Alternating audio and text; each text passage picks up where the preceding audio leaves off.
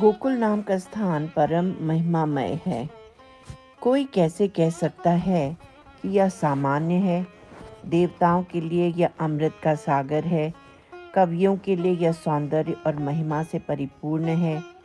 भागवत धर्म के अनुयायियों के लिए यह मूर्तिमान सर्वश्रेष्ठ साधन एवं साध्य दोनों ही है। जो जन यहाँ परमेश्वर का ध्यान करते हैं वे परमेश्वर का प्रत्यक्ष रूप से अति शीघ्र ही दर्शन प्राप्त कर लेते हैं। भक्तों के लिए यह परमानंद प्रेम ही है। इस प्रकार अलग अलग भक्ति भावनाओं के अनुसार वे सभी गोलोक को अलग अलग रूप से अनुभव करते हैं। साधकगण प्रायः पृथ्वी स्थित गोकुल और परव्योम गोलोक में गोलोक को श्रेष्ठ मानते हैं, लेकिन सिद्धांत में इस भूलोक स्थित गोकुल की अधिक श्रेष्ठता बताई गई है। स तु गोलोक नामनी तत्तु गोकुल वैभव अथ ऊर्ध्व अधतया भेदः। अर्थात वह जो गोलोक नाम का स्थान है वह इस भूलोक स्थित गोकुल का ही वैभव है। इस सनातन गोस्वामी की उक्ति से यह प्रमाणित होता है, गोलोक और गोकुल में वैभव की दृष्टि से तो समानता ही है। आचार्यों ने साधकों के लिए गोकुल को गोलोक की अपेक्षा कहीं अधिक श्रेष्ठ बताया है। इस भूलोक स्थित गोकुल की 4 विशेषताएं हैं जो गोकुल में भी नहीं हैं। गोलोक बिहारी श्री कृष्ण की जन्म लीला का दर्शन केवल भूलोक में ही है, गोलोक में नहीं है, क्योंकि नित्य गोलोक में श्री कृष्ण नित्य किशोर अवस्था में ही विराजमान हैं।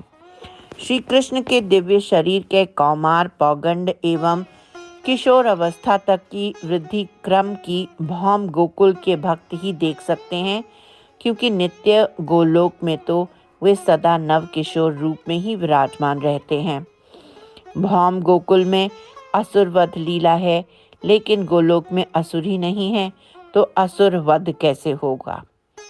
श्री कृष्ण के द्वारा गमनागमन, वृंदावन से मथुरा गमन और फिर वृंदावन को प्रत्यागमन लीला करना केवल भौम लीला में ही होता है।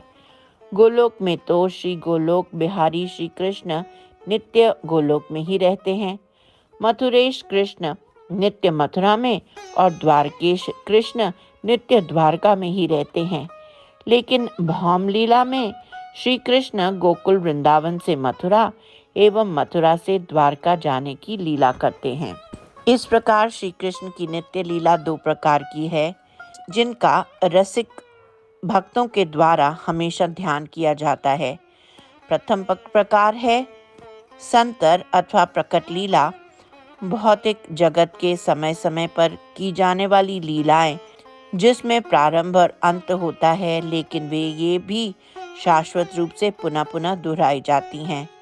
संतर नित्य लीला में श्री कृष्ण का जन्म, बाल्यावस्था से किशोर तक शरीर की वृद्धि, कौमार पौगंड एवं किशोर, कई प्रकार के राक्षसों का वध और मथुरा एवं द्वारका के लिए गमनागमन सम्मिलित है।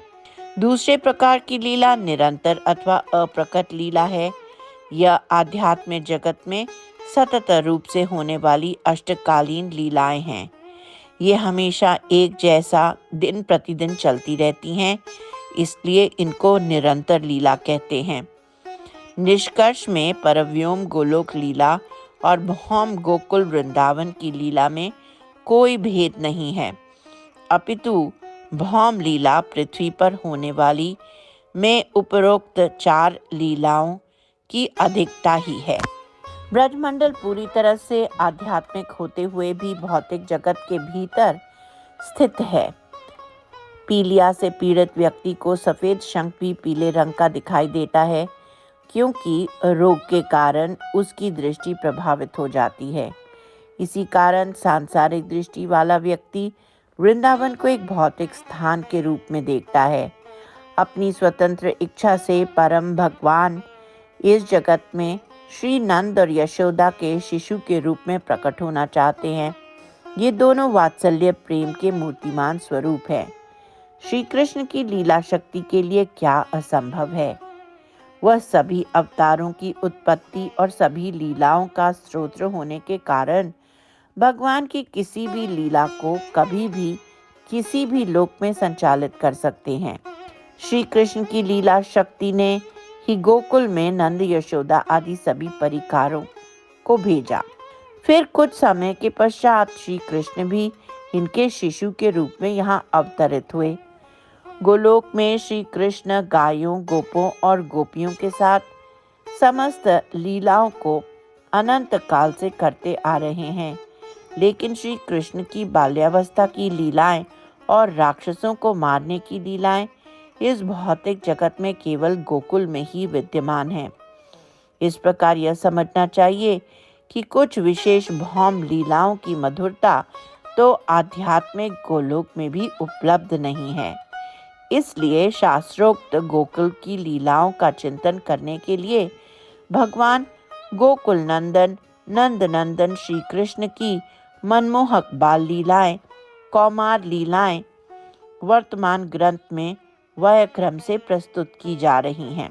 जो भी साधक कृष्ण लीला का सतत चिंतन करता है वह परमानंद एवं विशुद्ध प्रेम से परिपूर्ण हो जाता है।